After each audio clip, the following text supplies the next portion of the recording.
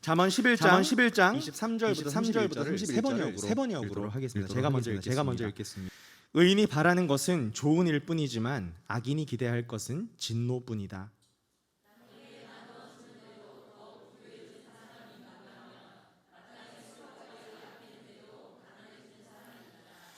남에게 베풀기를 좋아하는 사람이 부유해지고 남에게 마실 물을 주면 자신도 갈증을 면한다.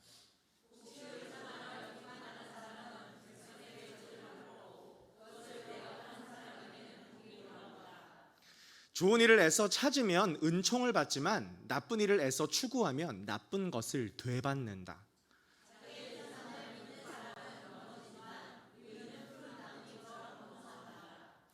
자기 집을 해치는 사람은 바람만 물려받을 것이요 어리석은 사람은 마음이 지혜로운 사람의 종이 될 것이다.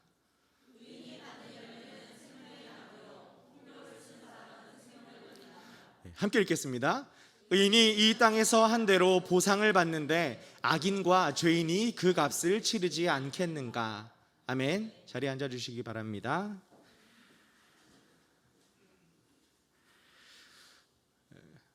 오늘은 청년 주일입니다.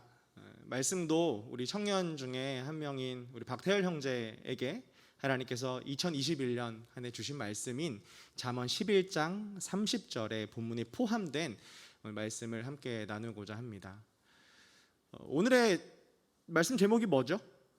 두 손을 활짝 펴서 뭐 해야 될까요? 설교를 들으시면 알겠죠?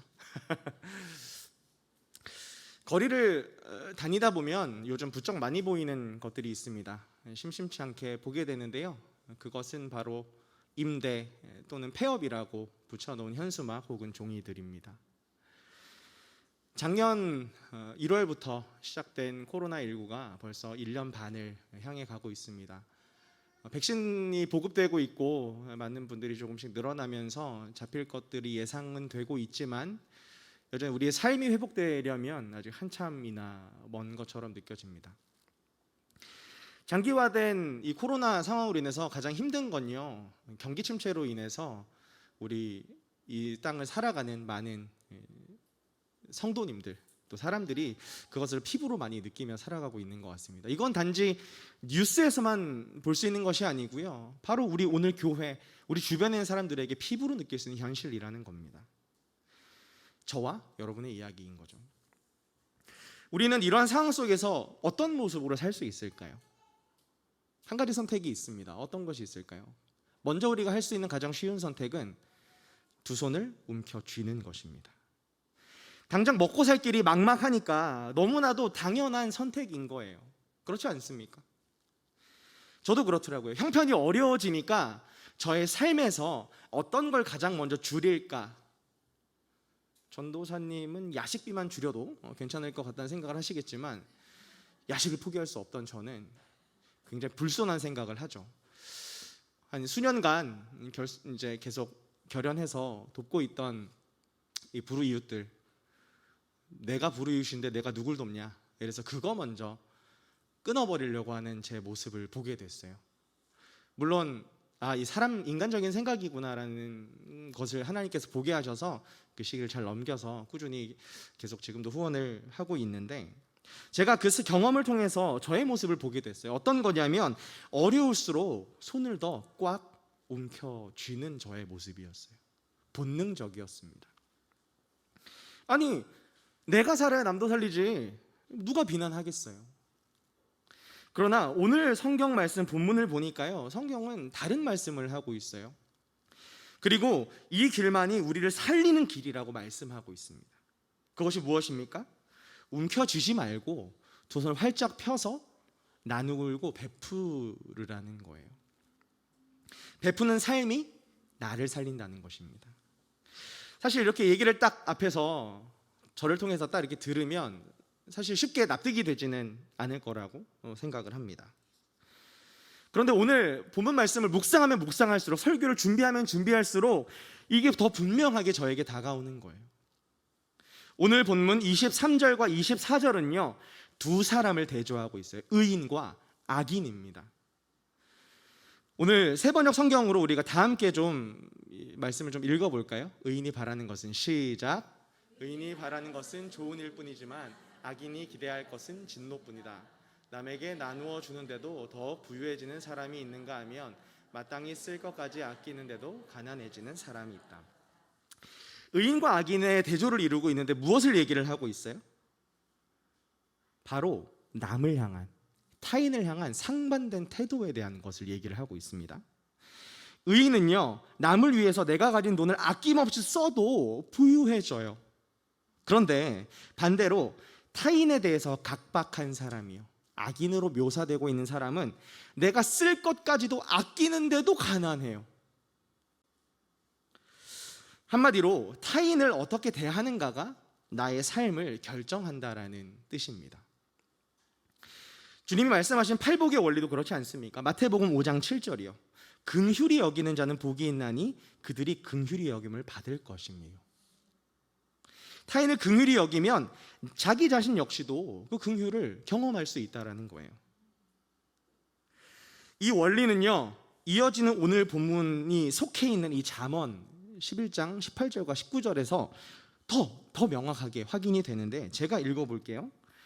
악인에게 돌아오는 삭은 헛것이지만 정의를 심는 사람은 참 보상을 받는다.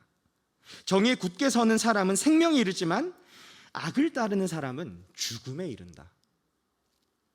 악인, 즉 자신만을 위해 더 움켜쥐는 사람이 마지막에 손에 쥐게 될 것이 뭐라고 해요? 헛것, 허무함이라는 거예요. 반면에 정의를 심는 사람이요, 정의를 심는 사람은 어려운 상황임에도 남을 위해 베푸는 자, 이런 자들에게 주어질 상급이 분명인데 그 상급이 뭐예요? 생명이며, 생명. 살 길이 막막한 자들, 그들에게 손을 펴는 삶이 궁극적으로 우리가 살아나는 길이라는 겁니다. 그렇다면 이걸 통해서 우리가 알 수 있는 게 뭘까요? 우리가 이 시대를 사는, 택해야 하는 선택은 딱 하나밖에 없다는 거예요. 어떤 선택이요? 움켜쥔 손을 활짝 펴라, 나누어라, 베풀라는 것이 우리의 삶의 기준과 삶의 방향이 되어야 된다는 겁니다. 혹시나 우리가 알아듣지 못할까 봐 계속해서 얘기를 하고 계세요. 오늘 본문 24절과 24절부터 27절인데 제가 읽어보겠습니다. 남에게 나누어 주는데도 더욱 부유해지는 사람이 있는가 하면 마땅히 쓸 것까지 아끼는데도 가난해지는 사람이 있다. 남에게 베풀기를 좋아하는 사람이 부유해지고 남에게 마실 물을 주면 자신도 갈증을 면한다. 곡식을 저장하여 두기만 하는 사람은 백성에게 저주를 받고 그것을 내어 파는 사람에게는 복이 돌아온다. 좋은 일을 애써 찾으면 은총을 받지만 나쁜 일을 애써 추구하면 나쁜 것을 되돌려 받는다. 무슨 뜻이에요? 무슨 뜻이에요? 베푸는 삶이 결국 나에게 돌아온다, 나를 살린다라고 하는 뜻입니다. 세상은 모두 살기 위해서 움켜쥐기 바쁜데 이것은 잘못됐다는 거예요. 너의 방향성이 잘못되었다라는 거예요. 마치 이렇게 말씀하시는 것 같아요. 얘들아, 정말 너희가 경제적으로 침체기를 겪고 있니? 어려워졌니? 이 시대가 너무나 살기 어려운 그런 상황이니? 오래된 경기 침체로 인해서 당장 너의 먹고 사는 삶이 각박하니? 그럴수록 너의 움켜쥔 그 손을 펴거라. 그것이 내가 살 길이다. 오늘 하나님이 마치 이 말씀을 통해서 우리에게 그렇게 말씀하고 계시는 것 같아요. 사실 여기까지의 말씀이 어느 정도 조금씩 수긍은 된다 할지라도요, 여러분 오늘 당장 돌아가셔서 다 여러분 이제 계좌 파셔가지고 다 도와주세요라고 하면 쉽게 하실 수 있으시겠어요? 쉽지가 않아요. 제가 오늘 예배를 준비하면서 한 달 전부터 청년 신방을 다니기 시작을 했습니다. 서울도 가고 포항도 가고 대전, 청주, 곳곳을 다녀왔어요. 가서 청년들을 만나고 청년들의 삶도 이렇게 보고는 했습니다. 참 열심히들 살아요. 참 잘 살고 있구나, 잘 지내고 있구나, 되게 감사하고 뿌듯한 이면에 현실에 대해서 이들이 어려워하고 있는 모습도 이제 보게 되는 거죠. 그러니까 어려워하지만 그래도 열심히는 살고 있어요. 근데 어떻게 열심히 사냐면 그냥 내 눈앞에 주어진 현실만 열심히 살아가고 있는 거죠. 주변을 돌아볼 틈이 없어요. 손에 꽉 쥐고 살아가고 있는 청년들의 모습을 제가 이번 신방을 통해서 많이 봤습니다. 어떤 한 청년이 있어요. 우리 교회 청년인데 이 청년이 이제 텔레마케팅 일을 하고 있거든요. 전화해서 네 고객님 SK 브로드밴드입니다. 인터넷과 결합을 해서 하실 건데 어떻게 하시겠어요? 이 일을 이제 하고 있는데 이제 신청도 도와주지만 컴플레인이 오면 고객 상담도 이제 해야 되는 거죠. 하루에 20명에서 많게는 30명 정도를 상대를 한다고 하는데 이 친구를 만나러 딱 가서 지하철 앞에서 만났는데 예전에 보던 그 밝은 모습이 많이 사라져 있더라고요. 일단 쪄들어 있어요. 일하는 거에 쪄들어 있어요. 머리도 쪄들어 있고 표정도 별로 좋지도 않고 얘기를 하는데 계속 날이 서 있는 거예요. 왜 그럴까? 알고 봤더니 그 일을 하고 있더라고요. 많은 사람들에게 컴플레인을 받다 보니까 감정의 쓰레기통이 된 것 같다는 거죠. 그러니까 내가 살지 못하겠으니까 남도 돌아볼 수가 없는 거예요. 다른 직장을 한번 찾아보는 게 어떻겠어요, 형제? 이렇게 했더니까 이마저도 어렵게 구했기 때문에 다른 걸 돌아볼 틈이 없다는 거죠. 손을 편다는 건 우리 청년들에게 상상도 하지 못할 일처럼 보입니다. 그래서 이런 삶을 살고 있는 사람들을 향해서 하나님께서는 오늘 본문 28절의 말씀을 주는 것이 아닐까 하는 생각을 합니다. 자기의 재산만을 믿는 사람은 넘어지지만 의인은 푸른 나뭇잎처럼 번성한다. 여러분, 의인은 푸른 나뭇잎처럼 번성한대요. 푸른 나뭇잎처럼 생명력 있게 번성한다는 거예요. 요즘 5월입니다, 여러분. 날씨가 굉장히 좋잖아요. 주변을 보면 푸르름이 더해갑니다. 나무들 수많은 초록색 나뭇잎들이 막 팔랑팔랑 거리고 놀러 가자 막 이렇게 우리를 막 꼬신단 말이죠. 생명력이 넘쳐요. 의인은 이런 푸른 나뭇잎처럼 번성하는 생명력을 가지고 있는 사람들이라는 겁니다. 그런데 이런 생명력이 있어야 하는 의인의 길에 접어든 우리가 왜 손을 펴지 못할까요? 이유는 나와 있잖아요. 자기의 재산을 더 믿기 때문이라는 거예요. 더 직설적으로 말하면 돈이 나에게 더 우선순위가 되기 때문이라는 겁니다. 돈을 의지하는 자는 결코 손을 펼 수가 없습니다. 그러나 이 어려운 상황 속에서도 여전히 하나님은 살아계시고 그 선하신 하나님께서 내 삶의 공급자가 되신다, 내 삶을 이끌어주시는 책임자가 되신다라고 하는 확고한 믿음이 있어야만 베풀 수 있어요. 그래야만 내 손이 펼쳐질 수 있습니다. 청년들을 신방을 했어요. 어렵게 지내요. 위로도 해줬어요. 그런데 공통점이 너무나 똑같아요. 청년들의 삶과 하나님의 말씀은 철저하게 분리되어 있었어요. 이번 주일에 무슨 말씀 이번 예배 드렸다고 하니까 기억나요? 아무도 기억할 수 없어요. 이런 설교 했었잖아요. 그때 그 예화 재밌었던 거 그거 생각납니다. 예화는 생각을 하는데 말씀이 무슨 진리였는지 나랑은 상관없어. 말씀대로 좋은 말씀 들었네. 밖을 나가는 순간 내 눈앞에 보이는 현실 속에 나는 타협하며 내게 주어진 하루를 살아가는 거예요. 그러니까 청년들이 교회를 나와도 힘을 공급받을 수 없는 거예요. 의인의 대열에 접어들었지만 의인이 살아가는 생명력의 삶을 전혀 살지 못하는 거죠. 어떤 형제 한 명이 요즘 되게 이제 시험 준비를 하면서 신촌에서 시간들을 이렇게 보내고 있는데 신촌을 갔던 이유가 있었어요. 원래는 이제 시험을 준비하면 스터디 그룹도 좀 만나고 그러려고 이제 짐을 챙겨가지고 집을 나와서 신촌으로 딱 왔는데 이게 웬걸 스터디 그룹을 찾을 수가 없는 거예요. 벌써 3개월째. 그럼 어떻게 지내요? 일어나서 혼자 밥 먹고 씻고 학교 가서 혼자 공부하고 졸리니까 혼자 나서 커피 마시고 배고프니까 혼자 또 가서 밥 먹었다가 새벽에 집에 걸어서 들어가서 혼자 잠든다는 거예요. 처음에 한 달 정도는 괜찮았대요. 근데 이게 한 달, 2달, 석 달째 접어드니까 내가 지금 뭐 하고 있지? 라는 생각이 들더라는 거죠. 외로워서 밤에 잠이 안 온대요. 공허하대요. 평소에는 안 듣던 찬양까지 들을 정도래요. 그 정도예요? 심각하긴 심각하네. 삶에 대해서 굉장히 깊이 묵상을 하고 있더라고요. 형제, 그게 바로 묵상이에요. 그게 바로 큐티예요. 말씀을 가지고 그렇게 삶에 깊숙이 고민하고 생각하고 묵상하는 것처럼 말씀으로 이렇게 한번 해보라고 권면을 했어요. 그러면서 잠언, 지혜의 말씀을 제가 권면을 했었습니다. 이 청년들을 보면서 제가 저의 청년 시절이 생각이 났어요. 여러분 볼 때 저는 어떻게 청년인가요? 네, 청년입니까? 감사합니다. 네, 제가 오늘 올해 38 청년인데 저도 청년이라고 생각을 해요. 근데 제가 말씀드리고 싶은 건 10년 전에 청년 시절을 보냈던 저입니다. 신방을 하고 만났던 그 대학생활을 마치고 직장 생활을 준비하는 그 청년들을 보면서 저의 10년 전이 생각이 났어요. 저의 10년 전은 27살에 대학교를 졸업을 했습니다. 성악을 계속 할까? 아니면 제가 끼가 좀 있으니까 뮤지컬을 좀 해볼까? 그래도 어렸을 때부터 서원한 게 있는데 그래 한번 신학을 한번 해볼까? 고민이 많이 되다가 주변에 많은 사람들의 이제 기도와 또 권면을 통해서 제가 신학교를 들어가게 됐어요.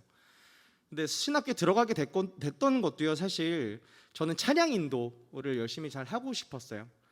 그런데 목사님 한 분이 그런 말씀하시는 거예요. 이민호 형제, 찬양 인도 잘 하고 싶으면 하나님의 말씀을 좀 깊이 공부해 보는 게 도움이 될 테니까 한번 가봐. 어딜요? 성서침례대학원 대학교라는 데가 있어. 예? 그런 데가 있나요? 있어. 근데 저는 소명 안 받았는데 신학교 가는 건 좀 무리가 있지 않을까요? 걱정하지 말라고. 거기에 이제 깊이 성경 공부하는 성경부 심화 과정이 있다는 거예요. 그거 들으면 된다고. 오케이. 보기 좋게 낚였습니다. 제가 낚여가지고 신학교를 들어가게 됐습니다. 저는 신학교 들어가면서 상상했던 게 있어요. 신학교는 찬양 이제 기타 치는 전도사님이 찬양 인도를 하면 3, 4, 5 그 느티나무 밑에 하나씩 모이는 거예요. 성경을 가지고 큐티책을 가지고 모여요. 그래서 같이 찬양하면서 할렐루야 주님 찬양하고 같이 이제 기도하고 서로 삶을 나누면서 막 눈물 흘리면서 기도해주고 그리고 다시 일어나서 우리 말씀으로 또 이제 공부하러 갑시다. 이걸 상상을 했는데 현실은 와우 완전히 달랐어요. 밥 먹으면 바로 도서관 가요. 그 새벽까지 막 과제. 왜냐하면 한 주 동안 내야 될 과제도 많지만 퀴즈도 매주 있으니까. 근데 저는 어떤 사람이었어요? 저는 자유롭게 이 세상을 노래하던 사람이었는데 가니까 적응이 안 되죠. 정확히 1년 있다가 그만두고 나왔습니다. 확신이 들었어요. 어떤 확신? 이 길은 내 길이 아니다 라는 확신이 들었습니다. 그래서 28살 여름에 들어갔던 그 학교를 29 여름에 나오게 됐어요.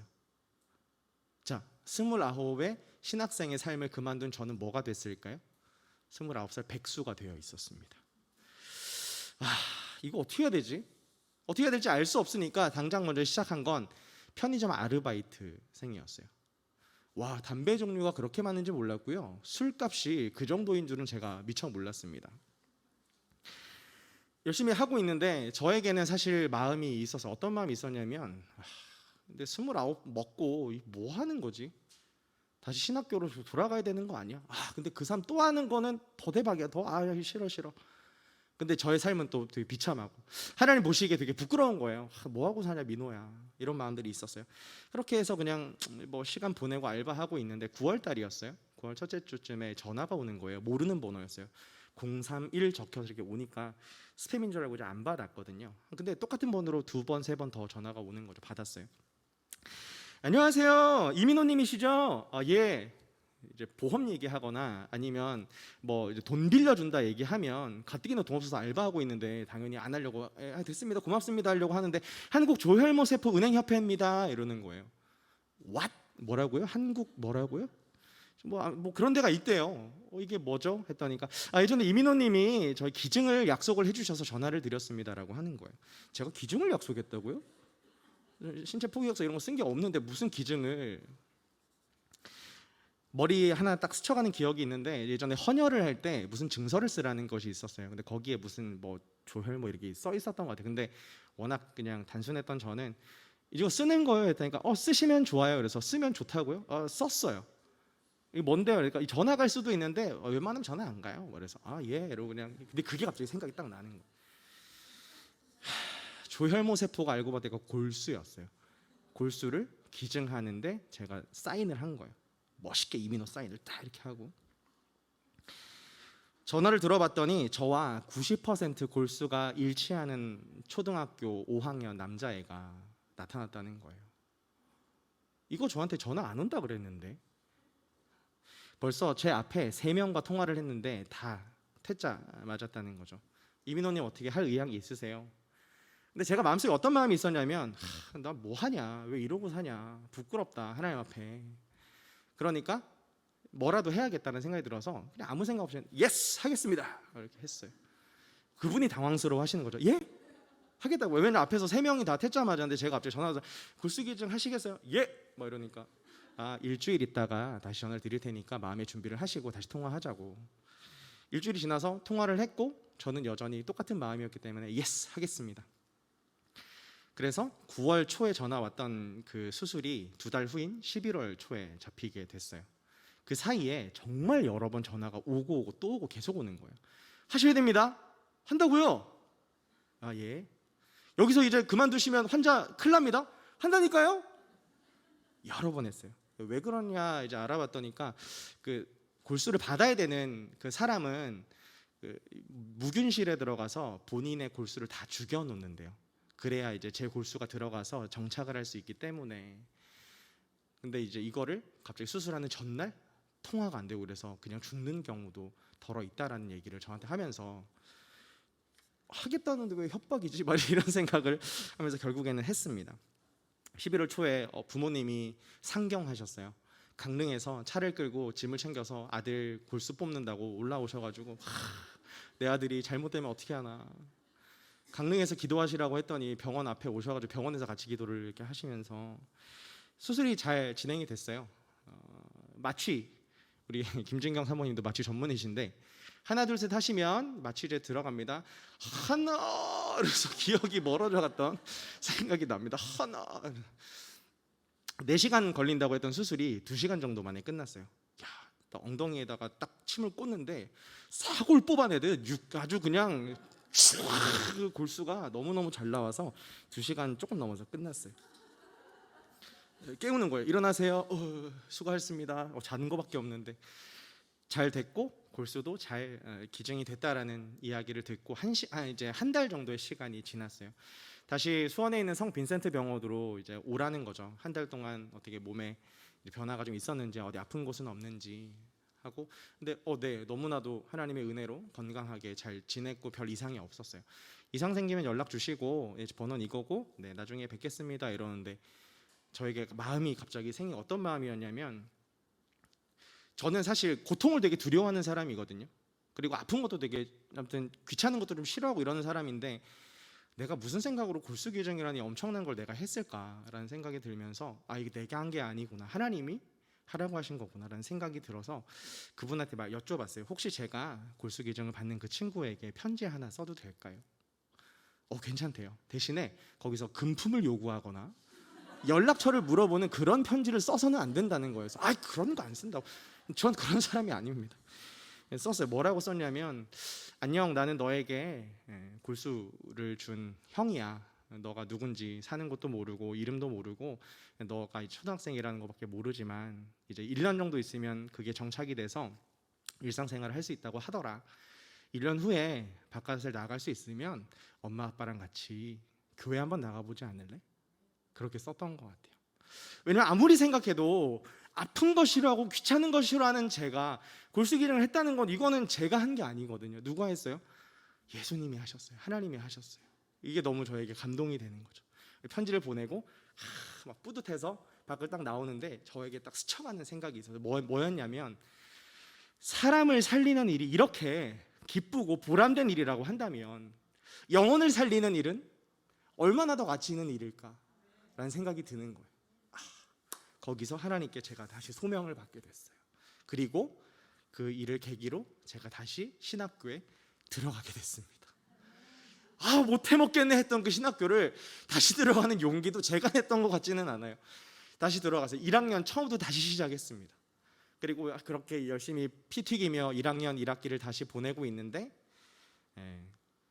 한빛침례교회에서 함께 사역을 할 생각이 있느냐라는 연락이 왔고 그 해에 제가 여름에 한빛침례교로 오게 돼서 벌써 장장 8년간 여러분과 끈끈하게 붙어서 지금도 만나고 있습니다. 저에게 있어서는 29 여름에 찾아왔던 이 사건이 저의 인생을 바꿔놨습니다. 힘들고 어려워서 나만 가지고 있었다고 하면 사람도 못 살렸지만 저도 아마 살지 못했을 것 같아요.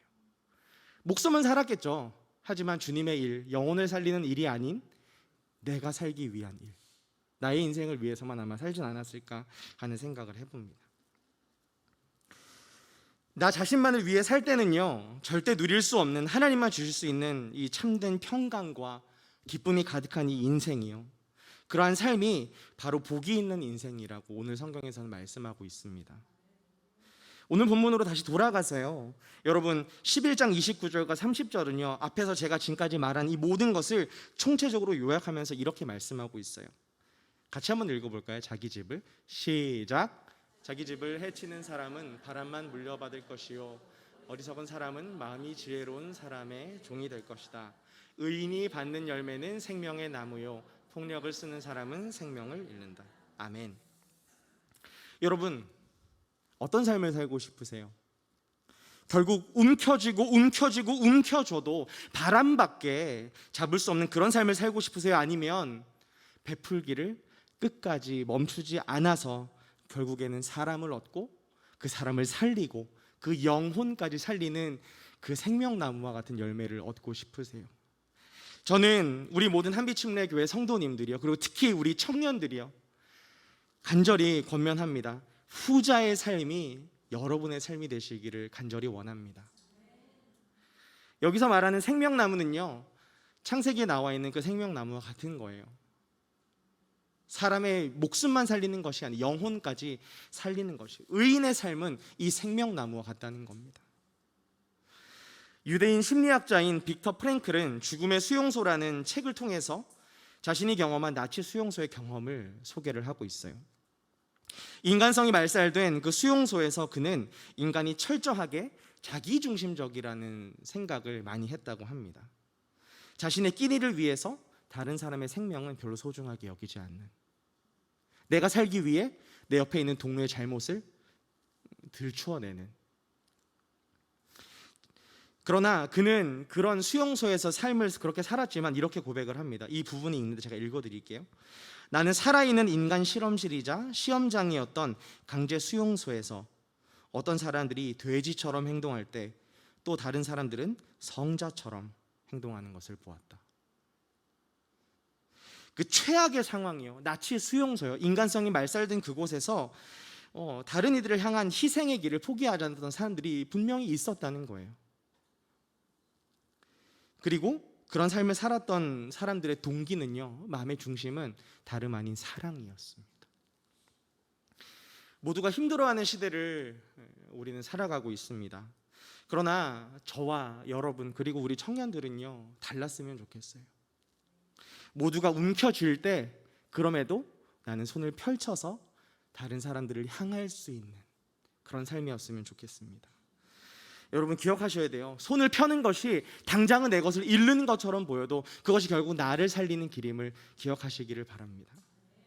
갈라디아서 6장 9절의 말씀을 우리 마음속에 새기면서 펼친 손을 다시 잡지 않기를 원해요. 우리가 선을 행하되 낙심하지 말지니 포기하지 아니하면 때가 이름에 거두리라. 아멘. 사실 우리 한빛침례교회 성도님들은요, 어려운 상황 속에서도 타인을 위한 삶을 포기하지 않고 살아오셨어요. 감히 제가 어떻게 이렇게 얘기할 수 있을까요? 8년에 함께했던 시간이 저에게 그런 것들을 알게 해줬습니다. 한빛침례교회가 100명도 채 되지 않는 그런 교회예요. 그런데 우리 한빛침례교회에서는 12개 곳에 선교 후원금을 보내고 있는 교회고요. 그리고 벌써 이제 1년 반 정도 있으면 30년이 되게 됩니다. 교회 나이가. 30년 동안 이 한빛침례교회가 문을 닫지 않고 또 많은 사역자들을 섬기고 배출해냈어요. 대표적인 사역자가 누가 있어요? 여기 이민호 전도사 있지 않습니까? 이민호 형제, 민호쌤 하던 사람이 어느 순간 전도사 돼서 이제 좀 사람 구실하고 전도사 구실하고 그러고 있어요. 모든 것이 여러분의 희생 덕분입니다. 이 희생을 여러분들 멈추지 마시고 다음 세대들에게 이 희생, 이 믿음의 본을 넘겨주시고 보여주시기를 바랍니다. 우리 청년들에게도 다시 한번 권면합니다. 여러분 교회에서 말씀 듣잖아요. 대예배 나와서 말씀 듣잖아요. 그리고 교회 소식 듣잖아요. 이제는 이거 어른들 내용이군. 아니에요. 여러분들이 어른이에요. 여러분들이 듣고 여러분들이 참여해야 될 교회의 소식들이고 말씀들이에요. 우리 그 집사님들 이제 알아봤더니 저보다도 어린 나이에 운영 집사님이 되셨더라고요. 그리고 벌써 20년 넘게 한빛침례교를 섬겨 오셨어요. 이제 그 자리를 우리 청년들이 이어받아야 할 것입니다. 한빛침례교회 성도 여러분은 사람의 생명을 살리는 일과 동시에 그들의 영혼도 살리는 일에 동참하셨어요. 그리고 우리 청년 세대도 그 뒤를 이어가시기를 주님의 이름으로 권면합니다. 아멘. 그렇게 여러분 현 상황을 보면서 낙심하지 마시길 바랍니다. 선을 행하시기를 포기하지 마시길 바랍니다. 경기 침체를 겪고 있는 오늘이라 할지라도 나보다 더 어려운 이들을 돌아보고 우리 교회를 돌아보고 목원들을 돌아볼 수 있기를 바랍니다. 그리고 기회가 주어지는 대로 모든 이들에게 착한 일을 하되 더욱 믿음의 가정에게 하시는 저와 여러분 되시기를 주님의 이름으로 축복합니다.